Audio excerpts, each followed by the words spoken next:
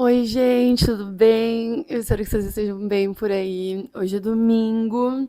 Na teoria, seria o meu treino mais longo da semana, né? Seria meu dia de longão. Eu estava muito empolgada com a ideia de tentar chegar a 9 quilômetros ou talvez 10. Mas eu tenho que ficar para a semana que vem, porque nesses últimos dias eu tive uma constatação que me deixou não é apreensiva, não é intrigada, que me deixou meio neurótica. Neurótica é a palavra certa. E, Laura, qual foi essa constatação? Vou te dizer. Exercício físico de alta intensidade pode desregular o ciclo menstrual. Era uma coisa meio óbvia, né? Só que aí eu já sabia disso. E aí, nesses últimos tempos, o meu ciclo menstrual tava super desregulado. Eu, tipo, cara, tem alguma coisa estranha aqui. Isso não tá certo. E aí fui conversar com algumas amigas que correm há mais tempo, assim, elas falaram que é meio comum tu sentir uma desregulada no teu ciclo menstrual, assim, talvez no início, assim, quando tu começa a correr com mais intensidade. E aí li algumas coisas a respeito e aí eu fiquei meio não, fiquei bem, sei lá, me tirou um pouco a paz, sabe? Imaginar que eu fiquei meio numa paranoia, tipo, todo mês então minha menstruação vai atrasar? Todo mês o meu ciclo vai desregular e isso me deixou bem chateada. E ficar com o ciclo desregulado me deixou meio maluca. Eu fiquei, dei uma choradinha, dei uma lacrimejadinha de nervoso, tipo, tá, quando é que isso conserta? Quando que arruma? Vai ser assim sempre? Espero que não. Vou aproveitar que o meu corpo está retomando o seu processo natural, vou respeitar o momento dele e hoje eu não vou entregar 9 quilômetros, mas eu espero que eu possa falar coisas minimamente interessantes para vocês, porque para mim todos os pensamentos que estão aqui organizados no meu tablet, para eu não me perder, eles foram muito úteis nos últimos anos e eu espero de verdade que eu possa contribuir, nem que seja 1% para você que talvez tenha um problema com hábitos e rotina, assim como eu tive durante muito tempo, assim como eu ainda tenho em algumas esferas da minha vida, mas graças a Deus essas coisas atualmente estão se encaminhando de uma forma que eu sempre sonhei de ver elas se encaminhando, sabe? E bora lá, vamos comigo.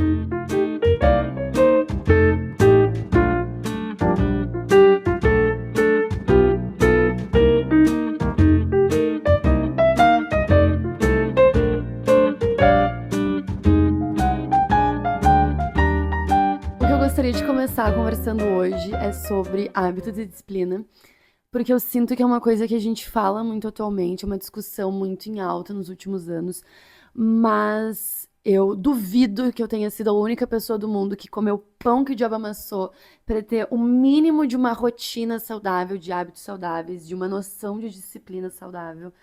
Eu tenho certeza, não posso ser a única pessoa no mundo, Deus não pode ter feito Unidunité e me escolheu para ser a pessoa que é. Cara, eu sofri, eu posso usar essa palavra assim, eu sofri muito nos últimos anos pra. Acho que nem tanto nos últimos anos, assim, mas desde a adolescência, pra conseguir ter uma vida mais saudável hoje em dia. Então eu acho que vale a pena eu tentar organizar isso em algumas ideias e compartilhar. Então, pra começar falando disso, eu preciso voltar uns 9 anos atrás, na minha adolescência. Aqui é a Laura de 16 anos. Eu adolescente, eu não fui ensinada a ser disciplinada. Quando eu era criança, eu fui uma criança muito aplicada na escola, eu fui uma criança muito inteligente, assim. Eu fui nerd, assim, esse é um termo a ser utilizado hoje.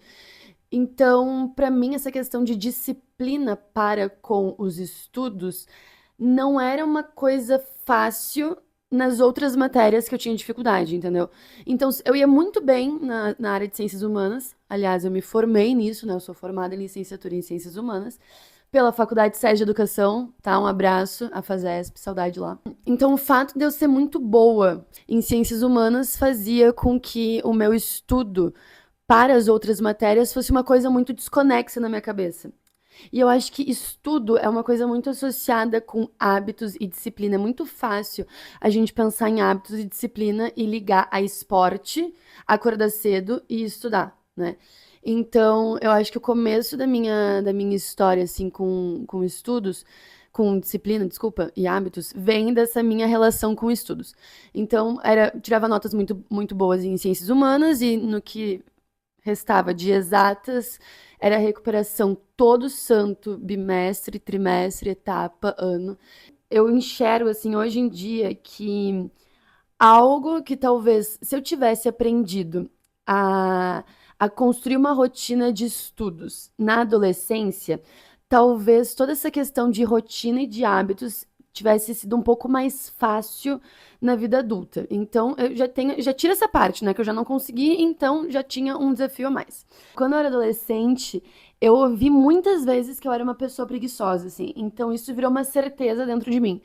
Então, por exemplo, na época do vestibular, eu estudava com muita facilidade ciências humanas, e no que dizia respeito a exatas, a matemática, eu via muita videoaula, eu procurava estudar muito pela internet, e eu ouvia das pessoas da casa que eu morava, né, o quão preguiçosa eu era, quão desorganizada eu era, como nada que eu começava eu terminava, como nada ia pra frente, como eu era uma pessoa sem objetivo, e eu posso ficar aqui o resto do dia narrando todas as coisas que eu ouvia que até podem ter sido ditas com amor e com o objetivo de me fortalecer ou de me incentivar, assim. Mas uma coisa que adulta eu percebi é que eu nunca dei certo com essa coisa da disciplina não pela punição, mas com a punição andando lado a lado, entendeu? Que é uma coisa que, para quem gosta um pouco de filosofia, já estudou um pouco de filosofia, a gente fala a respeito disso quando a gente fala do Foucault, né? Quando a gente estuda sobre Foucault, a gente fala a respeito dessa disciplina punitiva, né? O panóptico, né? O principal exemplo atribuído à teoria de Foucault é que na sociedade que a gente vive, a gente é disciplinado de todas as formas possíveis. Eu não sei da onde vem o controle, eu não sei onde estão os guardas do panóptico, né, que me vigiam, mas como eu não sei, eu não posso testar a sorte de não ser disciplinado e descobrir do nada da onde vem a punição. Eu preciso ser essa pessoa disciplinada para não ser punida. E a disciplina, para mim, na adolescência, foi ensinada de uma forma muito carregada desse discurso de tu não é boa o bastante. Pô, não consegue nem acordar cedo. Tu não vai conseguir nem passar numa federal que são 8, 9 por vaga no teu curso. Tu não consegue nem. E aí, assim, ia em exemplos e mirabolantes de cenários hipotéticos que eu ficava tipo, cara. Será que todo adulto fica maluco assim? Será que todos os seres humanos pensam desse jeito? Eu lembro que eu me perguntava muito isso na adolescência. Graças a Deus a resposta é não. A disciplina pra mim na adolescência ela foi muito ensinada dessa forma e tem pessoas que funcionam assim. Tem pessoas que funcionam sob pressão. Tem pessoas que funcionam dessa forma do eu duvido que tu consegue fazer tal coisa e eu nunca fui essa pessoa. Eu não consigo achar saudável a gente construir hábitos tem que ser saudáveis na nossa vida, tem que nos aprimorar de alguma forma. Eu não consigo achar natural tu atrelar isso a uma coisa de punição. Nos últimos anos, pra mim, nos últimos anos não, vai, nos últimos meses, eu acho, que eu consegui organizar todas essas peças de reflexão a respeito de como eu me sentia quando o assunto era hábitos, rotina e disciplina. Hoje em dia eu consigo compreender que a disciplina para mim ela nunca funcionou nessa questão da punição, porque na verdade ela deveria funcionar numa questão de não é que eu tenho que ser disciplinada porque senão eu não sou boa, ou porque senão eu não sou organizada, ou eu não sou suficiente, ou eu não sou merecedora das coisas. Eu tinha muito isso. Mas sim, eu tenho que ser organizada porque eu mereço. Só. Eu tenho que ser disciplinada porque eu mereço viver uma vida saudável. Isso até me emociona. Gente, tudo me emociona. Pra me emocionar não precisa de nada. Enfim, continuando. Nos últimos meses, pra mim, ficou muito claro de que eu preciso ser disciplinada, não por uma questão de isso me faz melhor que as outras pessoas. Ai, eu trabalho enquanto eles dormem, eu acordo domingo de manhã pra correr, e olha como eu sou saudável. Mas não, eu mereço, é mais uma questão de merecimento. Eu mereço uma vida disciplinada porque eu me amo, porque eu gosto da minha existência, porque eu quero honrar a minha saúde, porque eu mereço amadurecer, envelhecer uma pessoa saudável.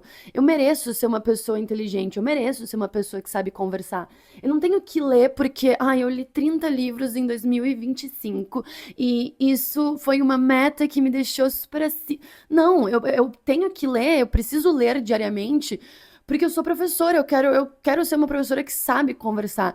Eu quero ser uma professora que sabe trazer referências para as conversas. Eu quero ser uma pessoa que sabe dialogar com as coisas. Eu quero ser alguém inteligente. Não para me colocar acima dos outros ou para riscar no Notion e no meu celular, no Notas, que eu fiz todas as minhas metas. Mas única e inteiramente porque eu quero ter uma vida boa. Isso muda tudo completamente. Porque durante muitos anos eu acho que ter ouvido tanto na adolescência, quando eu era mais nova, assim, que. Ai, tu é uma pessoa preguiçosa, tu não consegue fazer as coisas, tu nunca vai chegar em lugar nenhum, tu vai ser só mais uma professora, tu vai ser só mais. Sempre nesse tom de me diminuir. Isso foi se calcificando dentro do meu cérebro. Isso foi se tornando uma verdade dentro de mim, sabe? Eu realmente me via como uma pessoa preguiçosa. Eu realmente me via como alguém que. Não quero chorar, tia, que saco. Mas eu realmente me via como alguém que não merecia as coisas, não racionalmente, sabe? Não é que eu deitava pensando, eu não mereço uma vida boa. Mas no fundo era isso que eu achava, sabe? No fundo, eu.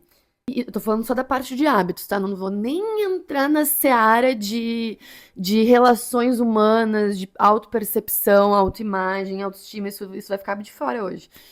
Eu demorei um pouco para ter essa noção racional de que a forma como eu agia não era resultado das minhas escolhas. Era que, na verdade, eu nunca tinha consertado uma percepção que não era minha. É porque alguém me falou quando eu era adolescente. E aí talvez eu não tivesse uma voz ou um espaço para falar assim, cara, acho que vocês estão errados. Ou, na verdade, ou não sei lá, não acho que é bem assim, sabe? Acho que não é bem por esse caminho. E aí, nos últimos anos, por várias coisas que eu quero adicionar nesse vídeo, nessa grandíssima história que eu estou contando, eu fui percebendo que, velho, eu mereço ter uma vida da hora. Eu mereço acordar cedo e, tipo, aproveitar a luz do dia. Isso é saudável. Quando tu começa a entender que as coisas que tu ouviu vão se tornando um pensamento de verdade, uma crença vão se tornando uma identidade dentro de ti. E que aquilo vai guiando os teus pensamentos e os teus sentimentos. E essas coisas combinadas guiam as tuas ações. E as tuas ações constroem o teu dia. E quando vê o teu dia um monte de coisa torta, não é porque tu é uma pessoa. Ai, tu é preguiçosa mesmo e tu vai morrer assim. Porque olha como tu não. Não, sabe? Eu não sei. Isso me preenche de muita. Isso me deixa muito magoada, entende? Porque eu acho que é muito duro tu tentar ensinar disciplina pra alguém e tu construir as coisas na tua vida por meio dessa disciplina de punição. Agora eu vou compartilhar como eu tenho conseguido nos últimos tempos, nos últimos anos e principalmente nos últimos meses, graças a Deus, obrigado, Senhor, a construir uma rotina mais coesa dentro dos meus dias.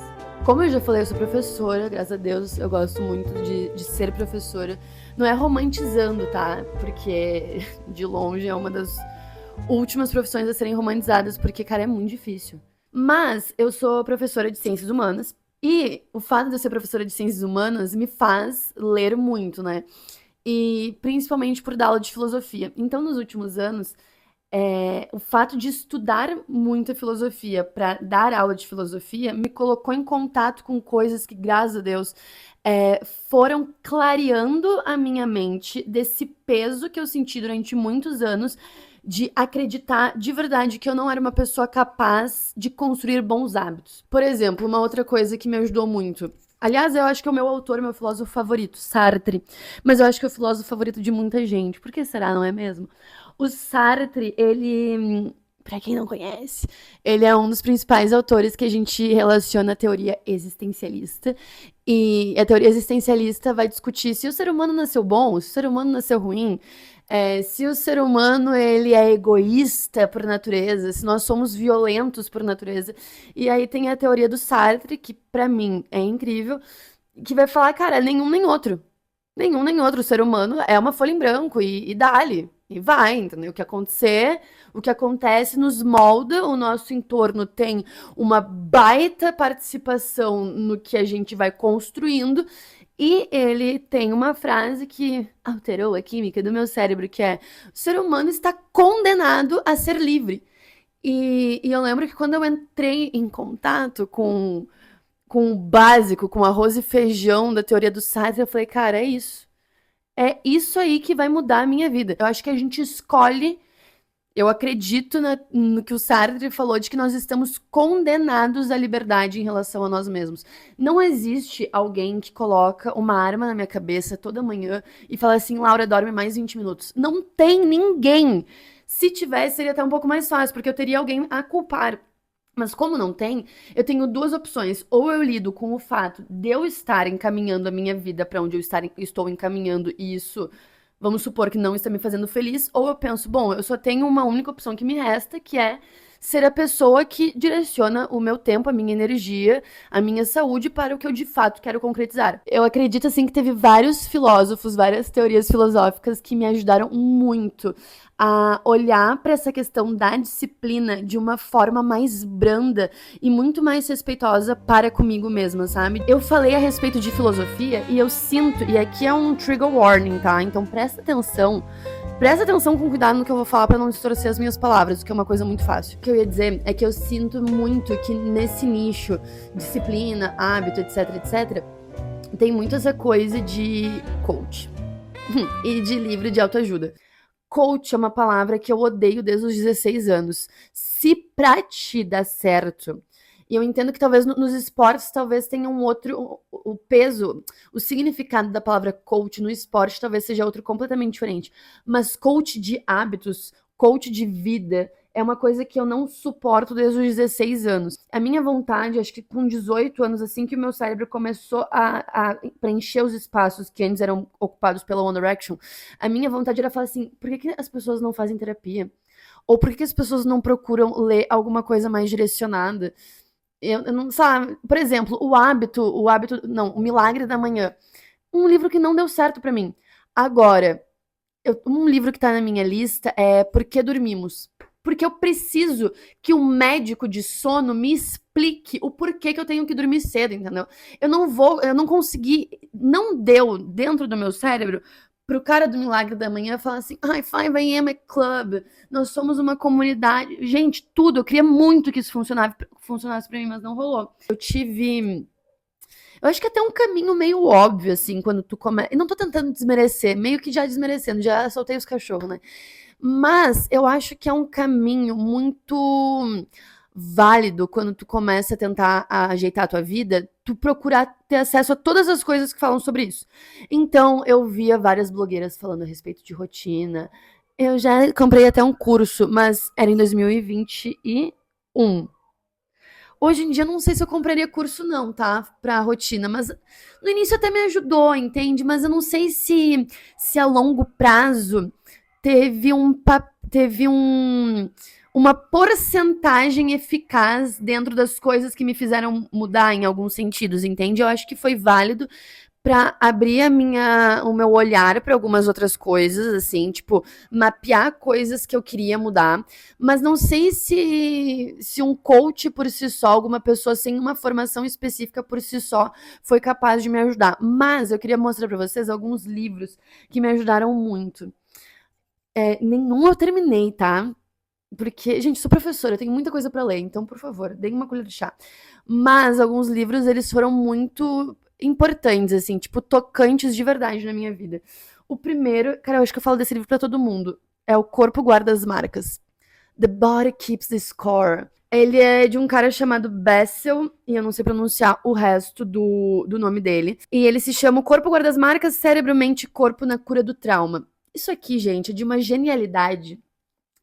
Sei lá, eu acho que poucas vezes o planeta Terra teve algo tão impactante quanto isso aqui. Basicamente, esse cara é um psicanalista, psiquiatra, ele médico, sei lá quais são todas as qualificações dele. E só vou dar uma palhinha do início, tá? Ele investigou durante alguns anos os soldados sobreviventes do Vietnã. E logo no primeiro capítulo, ele fala a respeito de um soldado, ele dá um exemplo de um soldado que todo 4 de julho ele tinha que sair da cidade, alguma coisa assim, tá? Faz bastante tempo que eu li essa introdução. Ele saía da cidade, ele ia para um lugar mais afastado pro campo, porque o barulho dos fogos de artifício deixava ele num estado que ele saía completamente de si. Então ele se tornava muito agressivo, muito irritadiço, muito explosivo. E durante uns anos ele tentou investigar. Obviamente, ele sabia que ele tinha ficado traumatizado por conta da guerra, mas ele não conseguia juntar todas as peças.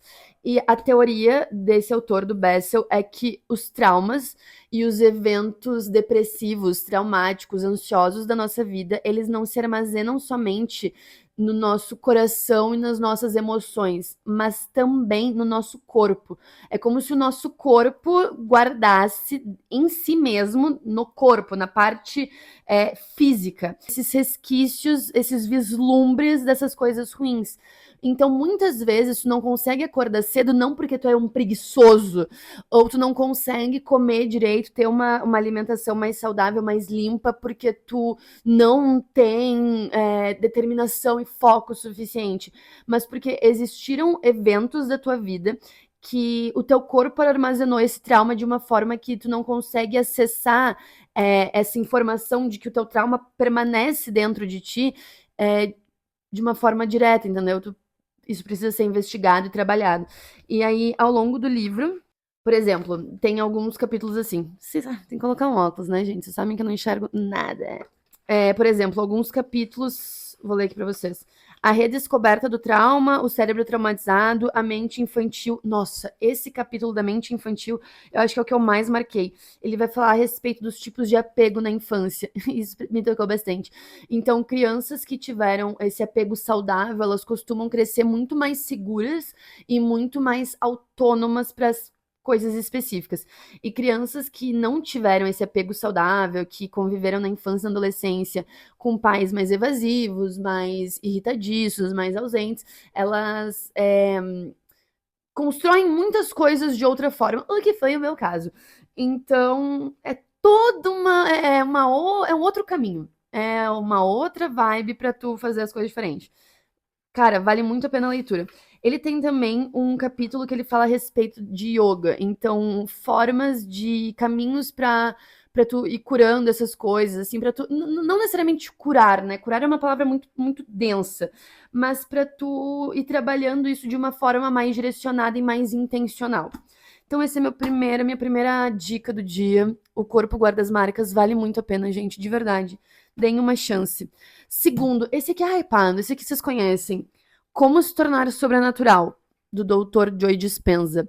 Quando o meu TikTok entrou no algoritmo manifestação, poder da mente, o ser humano é fruto do seu pensamento, e eu tenho várias coisas para falar a respeito. Eu sou uma pessoa que acredita muito no poder do nosso pensamento e da nossa mente, mas eu tenho 1 milhão de adendos a serem feitos a respeito disso, mas isso é assunto para outro. Como se tornar sobrenatural. Cara, esse livro é brabo, tá? Vale o hype do Dr. Joe Dispenza. Ele tem, acho que mais do que ele tem livros, ele tem de recortes dele falando no TikTok. E aí é pessoas comuns realizando o extraordinário. O início, ele é bem controverso, né? Pra quem acredita isso aqui é maravilhoso, pra quem não acredita é facinho tacar o pau. Mas, pra mim, o mais importante aqui, o que me ajuda muito, me ajudou muito nesse livro, foi entender que enquanto eu não mudasse a forma como eu me refiro a mim mesma e as coisas na minha vida, não adianta eu acordar cedo pra correr, não adianta eu comer bem, não adianta eu tomar 3 litros de água, não adianta eu viajar pra praia todas as vezes que eu posso, nada da minha vida vai andar pra frente e mais que isso, eu nunca vou mudar a minha sensação a respeito de mim mesma. Então, isso aqui, cara, foi uma mão na roda pra mim. Eu tenho muito carinho pelas coisas que eu consegui aprender e internalizar com esse livro. Boa parte da responsabilidade da minha mudança de pensamento em relação a mim mesma vem de como se tornar sobrenatural. Muito obrigada, Dr. Joe Dispenza, onde quer que você esteja. Assim como eu falei, né, pro Sartre, onde quer que ele esteja, ele mudou minha vida. Em alguma escala, você também. Por último, não é por último, né? Tem vários livros que eu poderia colocar aqui, mas eu coloquei os 3 que eu mais percebi que quando eu tava malzona. Esse aqui não faz muito tempo, não, hein? Isso aqui é história recente. Talvez você deva conversar com alguém, da Lori Gottlieb. Gottlieb, não sei pronunciar. Esse aqui é de uma psicóloga e ela vai narrando a respeito das sessões dos pacientes dela e das sessões dela com o psicanalista dela. E pra mim, o que esse livro casa, né, com tudo que eu falei a respeito de rotina, de hábitos essas coisas assim, é que muitas vezes é muito difícil que tu espere construir toda uma rotina idealizada na tua mente se existem aspectos do teu dia a dia, da tua vida que, não estão resolvidos, 2, estão desmoronando, 3, tu não tem o mínimo de consciência a respeito de esferas da tua vida que sim estão te impedindo de ter uma relação mais saudável contigo mesma e com os teus dias. E aí, quando eu fico lendo ela falando dos pacientes dela, eu fico tipo, cara, minha psicóloga também pensa isso sobre mim. E é isso. Esses eram os livros que eu queria mostrar. Era isso que eu queria falar a respeito de disciplina, de hábitos, de filosofia. Espero que possa ajudar alguém, como todas essas coisas que eu falei me ajudaram um dia. E se vocês gostaram desse vídeo, deixem um like aqui, se inscrevam no meu canal. Muito obrigada e a gente se vê semana que vem em mais um vídeo. E é isso, beijo, fiquem bem.